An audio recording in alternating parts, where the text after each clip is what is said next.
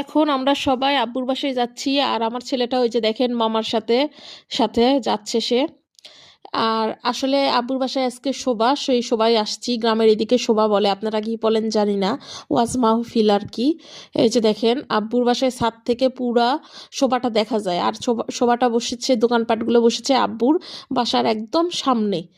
বেশি বড় না যদিও, ছোট্ট একটা শোভা।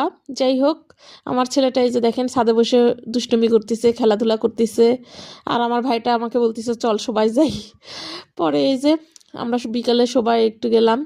আমি অনেকক্ষণ ছিলাম, আমি আসার সময়ও সবার হয়ে আসছি, যেহেতু কাছেই রাস্তার উপরেই শোভা, কোনো ব্যাপারই না।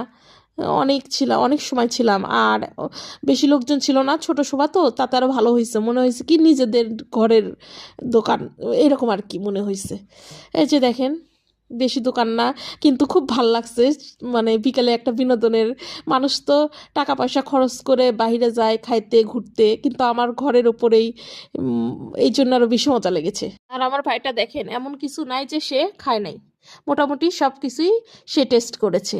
আর আমার ছেলে তো সাথে আছে মামার সাথে, সেও ঘুরতেছে খাচ্ছে এরকম আর কি। যাই হোক, ও এইদিকে খাচ্ছে আর আমরা ওইদিকে ঘুরতেছি। এই যে আমার ছেলেটা খেলনার দোকানে এটা সেটা দেখতেছে।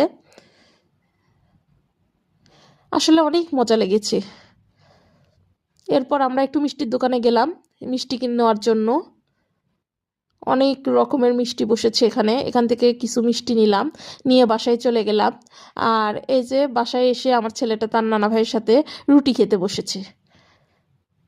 আপনাদের ভাইয়া মিষ্টি খাচ্ছে, আমিও মিষ্টি খাচ্ছি। আর আমার ভাইটা এই যে খাবার নিয়ে বসেছে এখন, সেও খাচ্ছে আর ভাগনাকেও খাওয়াচ্ছে।